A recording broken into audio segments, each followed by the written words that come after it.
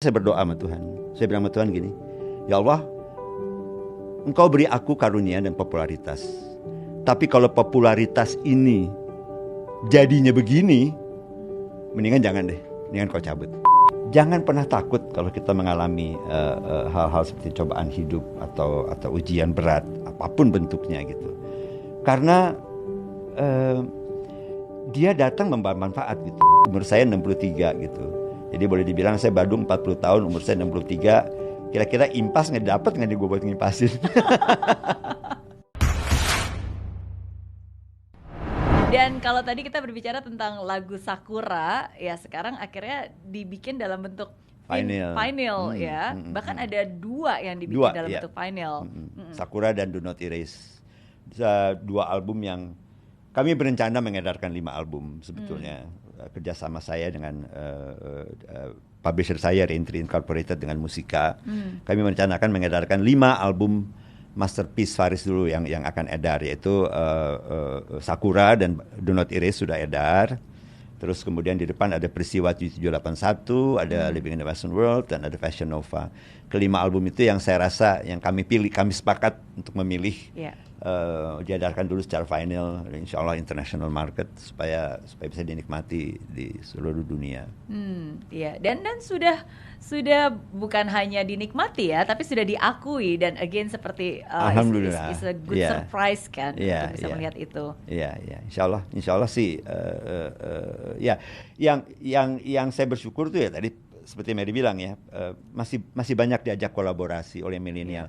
Bahwa banyak milenial sekarang terinspirasi oleh Faris itu juga satu hal yang membuat saya bersyukur, bukan karena saya merasa bahwa gue senior, gue menginspirasi, bukan. Tapi kolaborasi di dalam pandangan saya adalah merupakan jalan yang mudah ya untuk memperpanjang eksistensi. Karena dengan kolaborasi, ingat, bukan hanya junior belajar dari senior, tapi senior juga belajar dari junior gitu. Saya jadi tahu bagaimana sifat pasar milenial sekarang ini justru dari para milenial ini gitu. Mereka dapat ilmu dari saya dapat ilmu dari mereka. Itu sisi positifnya. Ya, memiliki kerendahan hati walaupun sudah senior tapi tetap mau berbagi ya dan juga berkolaborasi. Itu manfaat hidup kan, Mary. Manfaat hidup. Ngomong sama Mary gini aja dapat kok manfaatnya. Saya yang banyak belajar dari Om Faris. Tapi ini satu hal sih yang menurut saya sangat unik juga, dan menurut saya ini konsisten ya, bukan hanya dari segi lagu, tapi sebenarnya lagu itu kan salah satu cerminan dari penciptanya. Dan sekarang saya bisa lebih mengerti gitu bagaimana lagu-lagu itu tercipta dan apa yang membuat Om Faris itu bisa konsisten sampai 47 tahun. Karena you have the core, karena intinya gitu, karena ada soulnya, dan Om Faris itu sangat jujur terhadap terhadap apa yang dirasakan, dan itu selaras mindset, feeling, experience dari nasihat ibu, dari orang tua, dari lingkungan di mana itu dibesarkan, dan karena keselarasan itulah akhirnya konsisten gitu dimanapun juga. Yang paling berat itu sebetulnya kan yang paling banyak ini ya.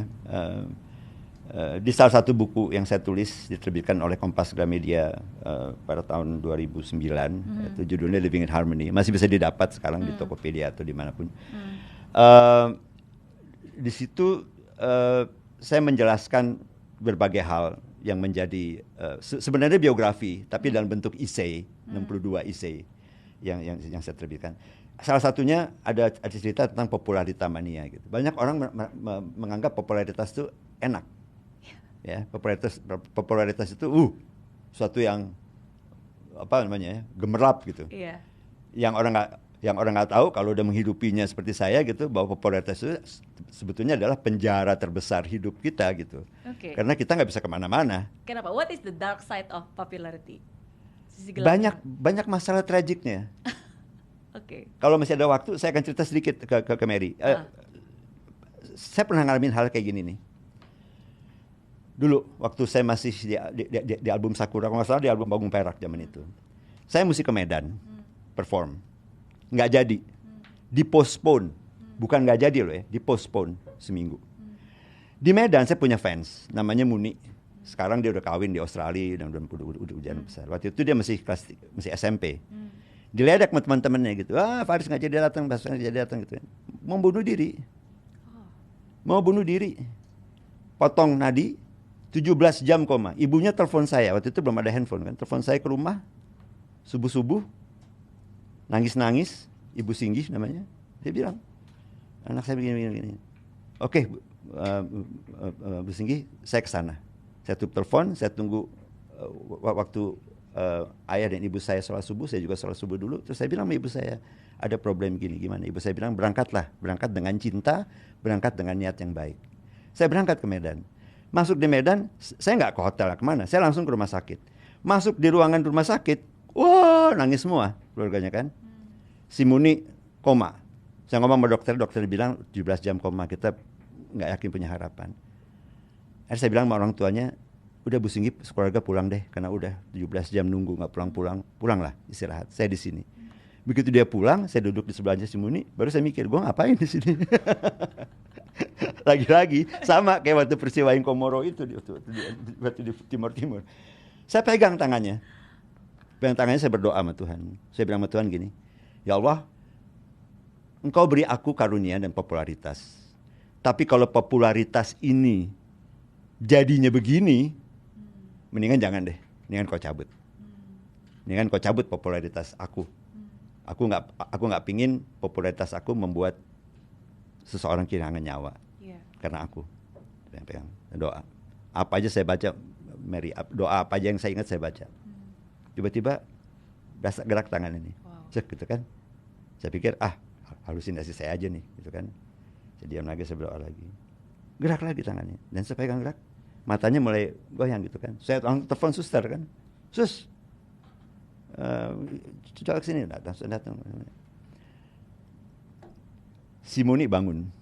Sekarang gini, Mary, si Muni mau bunuh diri, hampir mati karena Farisnya nggak jadi datang ke Medan. Dia nggak bisa nonton Faris. Ketika dia bangun pertama kali, yang dia lihat muka saya. Sekarang pertanyaannya saya kepada Mary, bukan perasaannya Muni, gimana perasaan saya? Bisa nggak Mary bayangin perasaan saya? Saya tuh sampai nggak punya kata-kata, saya cuma ngomong gini, Muni, ya Allah Muni, sebenarnya kalau mau ketemu saya nggak usah pakai bunuh diri segala. Wow. Tragic kan? Popularity dari sisi yang tragic. Itu tragic. Nah, orang nggak pernah tahu gitu bahwa popularitas bisa begitu. Gitu. Makanya buat saya jangan bangga sama popularitas. You have to be careful. You have to be clever gitu, be smart gitu dalam menghadapi popularity. Karena popularity itu seperti John Lennon bilang gitu, popularitas itu sebetulnya negatif maupun buruk bagus gitu. Karena lu mesti diomongin orang gitu. Kalau lu nggak diomongin orang baru problem. Even negative publicity, ini publicity. Ini publicity. Gitu. Cuma kan masalahnya kan bahwa kita mesti sadar kayak almarhum ayah saya sebelum meninggal, dia bilang sama saya, "Pi, kamu tahu nggak, kamu tuh sebetulnya mirip khalifah." Serem banget gitu kan. Saya bilang sama ayah saya, "Kenapa?" "Ya kamu jadi panutan orang." Sadarlah itu gitu. Kamu jadi panutan orang. So, that's why saya nggak mau terjebak dengan popularitas misalnya keluar harus berdandan. Oh enggak gitu. Sekarang saya kalau keluar ke mall, kebetulan apartemen saya di sebelah Bintaro Plaza, saya ke Bintaro Plaza hari Minggu pagi gitu bicara pendek. Mas Faris belum mandi? Oh nggak apa-apa, belum mandi hari Minggu, lo gila aja mandi pagi-pagi. So make it easy gitu. Simplify your life, be happy. Happiness will be always with you every day, every time, every second bahkan.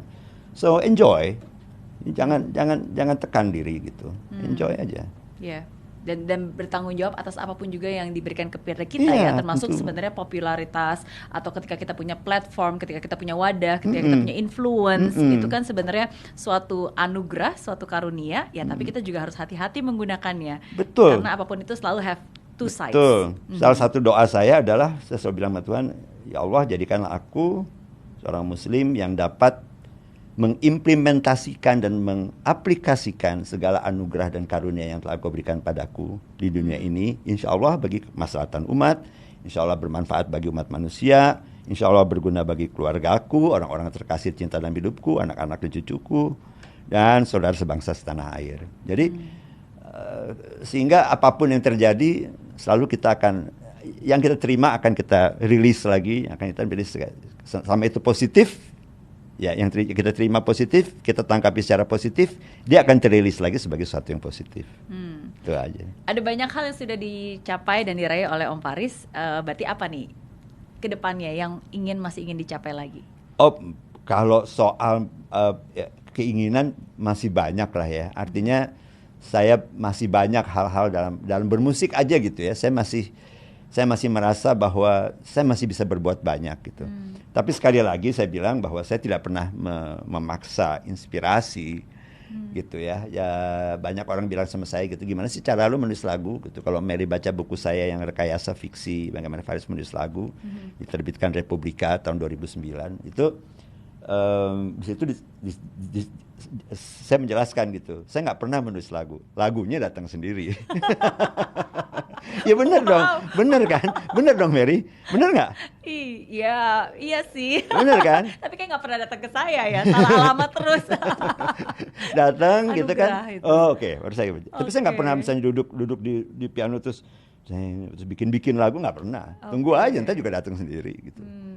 Ketika datang, nah itu yang kita mesti tangkap, kita mesti ini. Ada kadang-kadang datang utuh selagu dalam waktu 1 jam, kadang-kadang sepotong-sepotong, belum tematiknya, belum apanya gitu. Iya. Tapi di semua lagunya Om Faris itu selalu ada banyak yang ada kata cita, harapan, dan memang selalu nuansanya nuansa positif ya. Berarti ya memang selalu seperti karena itu. Buat saya selalu kalau membuat lagu tuh pesannya harus baik. Kalau kita mengkritik pun, seperti ada salah satu lagu saya, Balada Potret Bangsa, saya bukan tipe pemusik yang mengkritik dengan ngomel-ngomel aja gitu. Tapi saya selalu harus menyatakan problem solving. Jadi artinya kita sadarkan nih, saudara-saudaraku, kita punya problem ini nih.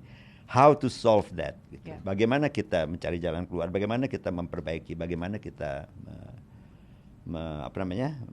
menjadikan problem itu justru bisa menjadi manfaat pelajaran yang kita ambil, dan bagaimana kita bisa merubahnya, berperan untuk bisa berubahnya gitu. Oke. Pertanyaan terakhir buat Om Faris, buat apa pesan yang Om Faris bisa sampaikan kepada orang-orang yang mungkin pada saat ini sedang mengalami kejatuhan dalam hidupnya atau mungkin ujian dalam hidupnya? Seperti saya bilang tadi gitu ya. Yang pertama, jangan pernah takut kalau kita mengalami hal-hal seperti cobaan hidup atau ujian berat apapun bentuknya gitu. Karena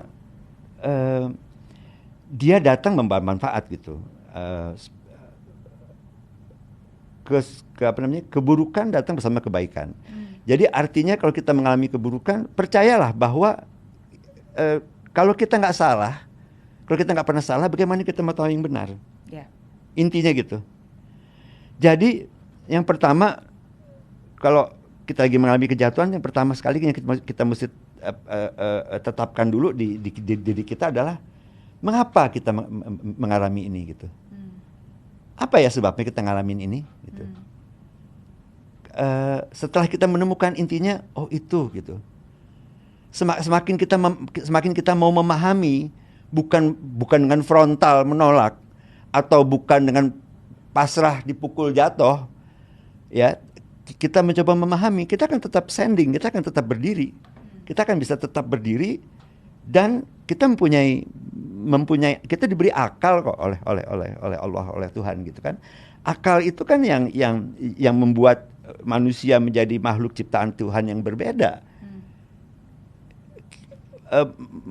Malaikat hanya yang baik. Sebaliknya di iblis hanya yang jahat. Tapi manusia dia punya pilihan, gitu kan? Mau kemana gitu? Setiap peristiwa yang setiap tarikan nafas dalam hidup kita, setiap peristiwa yang kita alamin, itu selalu 2 sisi mata pedang, 2 sisi. Dan itu kita tinggal pilih aja, lu mau kemana gitu. Nah, ketika kita misalnya salah pilih, ya jangan anggap itu kerugian, anggap itu keuntungan. Dengan lu salah pilih, lu jadi tahu pilihan yang benar seharusnya gimana kan. Jadi sebenarnya kalau aku bilang kejatuhan atau apapun lah ya, masalah kerugian apapun, itu cara Tuhan menunjukkan bahwa Dia masih memperhatikan kita, masih sayang sama kita. Jadi artinya cuman tinggal kesabaran dan keberanian aja dari kita untuk senantiasa terus berani dan feel free, itu yang paling penting. Ringankan hidup gitu. Jangan pendam, jangan menyembunyikan gitu. Akui gitu. Dalam omongan kita tadi kan nggak ada satu sisi yang saya tutup gitu. Saya ceritakan yang mau buruk ya buruk aja gitu. Mau diapain? Itu udah terjadi gitu kan. Tapi kan saya punya kesempatan, dan tolong berikan saya kesempatan untuk menunjukkan bahwa hal buruk yang saya alamin kemarin ini itu membawa banyak perbaikan dalam hidup saya gitu. Ya insya Allah ya sampai sisa hidup saya sekehendak Tuhan, ya ini menjadi hidup yang saya cuma selalu mikir gini, Mary, gitu ya. Umur saya 63 gitu. Jadi boleh dibilang saya badung 40 tahun, umur saya 63. Kira-kira impas nggak dapet nggak nih gue buat ngimpasin? Kalau nggak dapet cilaka. Tapi kalau dapet ya alhamdulillah gitu kan. Jadi artinya ya dengan begitu saya sekarang ingin yang enak-enak aja deh gitu. Yang enak-enak aja, yang produktif aja. Produktif pun juga nggak dipaksakan, yang enjoy aja gitu. Iya. Terima kasih Om Faris Sama-sama, sudah selalu Mary. berbagi. Seru banget. Om Faris kan bilang yang penting pahala itu pasti jauh lebih banyak daripada dosa. Insya Allah. Dan saya percaya itu juga yang sudah dilakukan oleh Om Faris. Apa yang dibagikan hari ini saya yakin sungguh-sungguh pasti bisa menguatkan banyak orang dan membawa pahala bagi banyak orang juga. Alhamdulillah. Terima kasih. Sukses buat album album-album-vinyl-vinylnya. Terima kasih, insya Allah, amin. Buat yang mau dapetin ini bisa tinggal beli di mana nih? Di mana aja, di toko vinyl. Di toko vinyl mana aja ada. Iya, oke. Dan jangan lupa juga untuk subscribe dan follow. Dari Om Faris sendiri biasanya pakai Instagram atau pakai? Saya ada YouTube publishing channel Faris RM. Oke. Faris RM YouTube publishing channel. Silakan follow dan subscribe karena di channel itu justru menampilkan hal-hal yang banyak publik nggak kenal. Dari saya. Iya. Jadi namanya YouTube Faris RM Publishing Channel. Oke. Baru 14 hari rilis, tapi sambutannya alhamdulillah bagus. Wow. Karena memang menampilkan banyak sisi yang nggak pernah orang tahu, yang berinspirasi, dan insya Allah channel tersebut bebas vlog dan bebas gosip, Mary. seperti acara Mary ini kan banyak knowledge dan manfaat, lebih bagus ya. Iya, betul. But again, setiap kali kita punya platform, punya wadah, ya pastikan kita gunakan itu juga untuk sesuatu yang baik positif, juga. Iya, thank you sekali lagi. Makasih sama-sama, Mary. Mary. Dan sehat selalu. Makasih. Ya, dan seperti saya bilang, setiap orang selalu punya pengalaman, dan setiap pengalaman selalu membawa pelajaran berharga. Semoga lewat perjalanan hidup Om Faris hari ini juga bisa membawa pelajaran yang sungguh berharga buat kalian semua sudah menonton. Oke, jadi tetap semangat apapun yang terjadi. Just continue being happy, continue to have love, and never give up. Bye.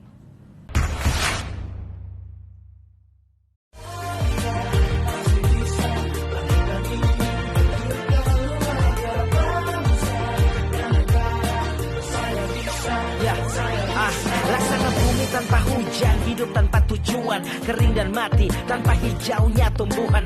Demikian kalau mimpi tak kunjung terjadi.